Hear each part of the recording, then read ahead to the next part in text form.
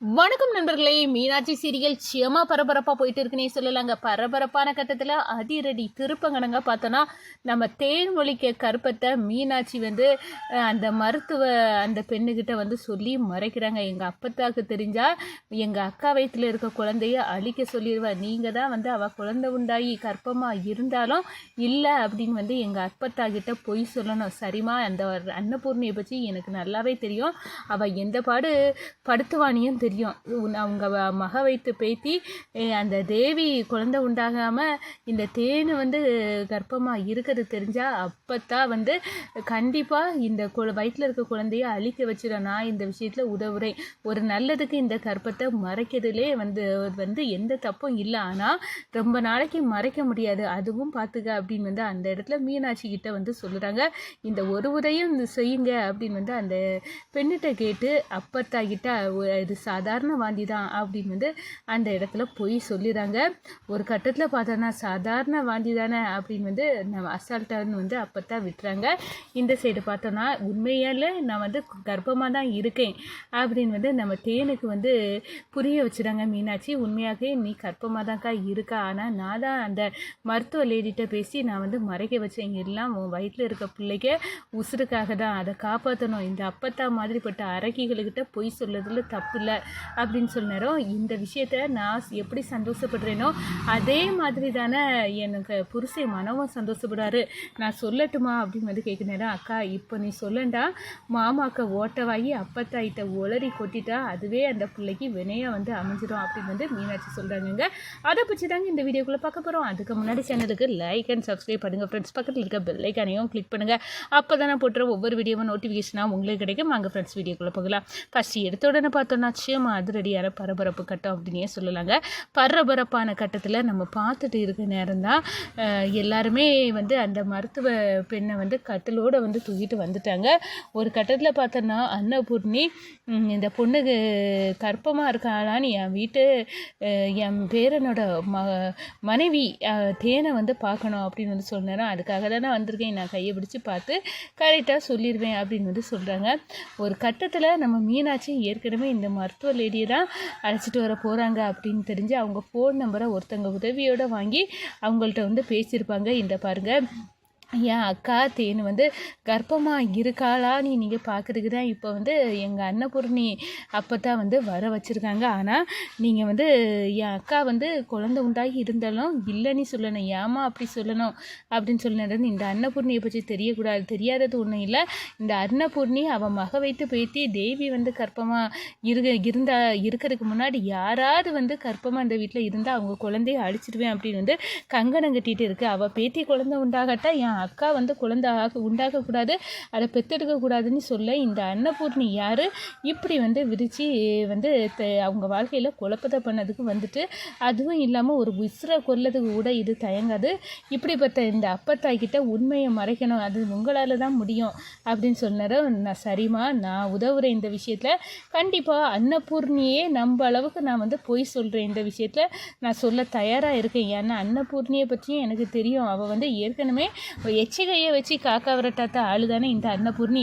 இந்த அன்னபூர்ணியால் உன் அக்கா வாழ்க்கையில் எந்த பிரச்சனையும் வராது. அவள் கர்ப்பமாக இருந்தாலும் நான் கர்ப்பமாக இல்லை அப்படின்னு அன்னபூர்ணிகிட்ட சொல்லுது என் பொறுப்பு அப்படின்னு சம்மதிச்சு தான் வந்திருப்பாங்க.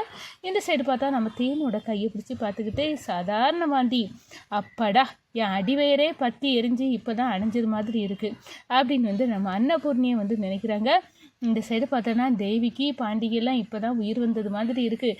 தனக்கு பொண்டாட்டிக்கு முன்னாடி அந்த தேன்மொழி கர்ப்பமாக இருக்கிறதுல எந்த சந்தோஷமும் இந்த பாண்டிகையும் இல்லை தேவிக்கும்.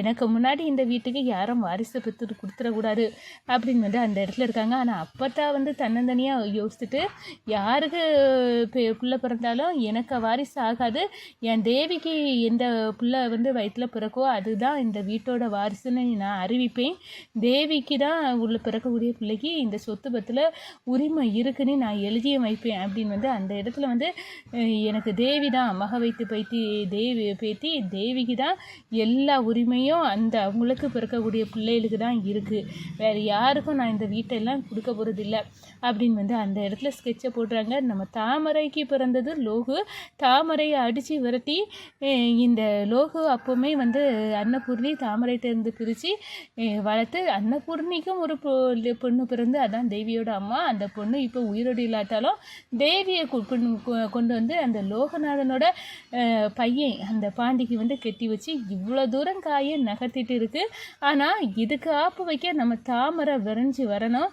தாமரை விரைஞ்சி வந்து அன்னபூர்ணிக்கு குடுமி பிடியை பிடிச்சி ஆட்டணும், அதுதான் கரெக்டாக இருக்கும் அப்படின்னு வந்து சொல்லலாம். இந்த சைடு பார்த்தோன்னா ஏதோ ஒரு விஷயம் நம்ம அப்பத்தாக்க விஷயத்தில் மறைஞ்சி இருக்குது. அதனால தான் அக்காவுக்கு இந்த அக்கா மூலம் இந்த வீட்டுக்கு வாரிசு வரதை கூட விரும்பாதவ இந்த அன்னபூர்ணி தன் பொண்ணு தேவிக்கு பிள்ளைக்கு தான் இந்த வீட்டுக்கு வாரிசு அப்படின்னு வந்து அறிவிக்கணும் அப்படின்னு வந்து இந்த அளவுக்கு வந்து பண்ணிட்டு இருக்கா. இதில் ஏதோ ஒரு சூட்சமும் இருக்குது, அந்த ஃபோட்டோவில் என்ன மர்மமும் இருக்குது. வாட்டி பார்க்க நேரம் இந்த அன்னபூர்ணியோடைய ஹஸ்பண்டாக தான் லோகநாதனோட அப்பா வந்து இன்னொரு லேடியோட அந்த ஃபோட்டோவில் இருந்த மாதிரி இருந்து இப்போ அடுத்த ஃபோட்டோவில் இருந்தது தான் அப்பத்தா. அப்படின்னா 2 பேர் இருக்காங்களா? அப்போ ஒருத்தங்களுக்கு பிறந்தது லோகநாதன்னா இன்னொருத்தங்களுக்கு அன்னபூர்ணிக்கு பிறந்தது இந்த தேவியோட அம்மாவாக இருப்பாங்களா அப்படின்னு உள்ள மர்மம் வந்து அப்படியே வந்து ஒரு குளறுபடியே வந்து நம்ம மீனாட்சிக்கு மனசில் வந்து உறுத்திட்டு இருக்குது அப்படின்னே சொல்லலாம். இதுக்குள்ள தீர்வை எப்படியாவது நான் கண்டுபிடிப்பேன் அப்படின்னு வந்து அந்த இடத்துல வந்து யோசிக்கிறாங்க.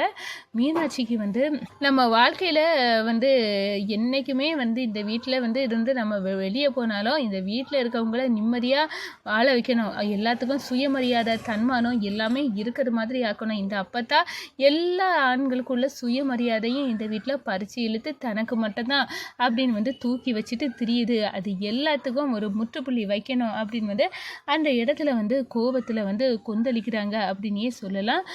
நம்ம மீனாட்சி நான் எப்படியாவது உண்மையை கண்டுபிடிச்சி நம்ம மாமாவுக்கு ஏன் இந்த அப்பத்தான் முன்னுரிமை கொடுக்க மாட்டேங்குது, அதே இது தேவிக்கு மட்டும்தான் இந்த வீட்டில் எல்லா உரிமையும் தூக்கி கொடுக்குது அப்படின்னா என்ன விஷயம் என்ன அர்த்தம் அப்படின்னு உள்ள முழு இதையும் வந்து தெரிஞ்சுக்கணும் அப்படின்னு வந்து அந்த இடத்துல வந்து நம்ம மீனாட்சி வந்து நினைக்கிறாங்க. இந்த சைடு நான் உண்மையை என் புருஷங்கிட்ட சொல்லணும், என் வயிற்றுல வந்து இது குழந்தை உண்டாகி இருக்கே மாமா அப்படின்னு வந்து மனோகிட்ட உண்மையை சொல்லணும் அப்படின்னு வந்து துடிக்கிறாங்க அப்படின்னே சொல்லலாம் தேனு.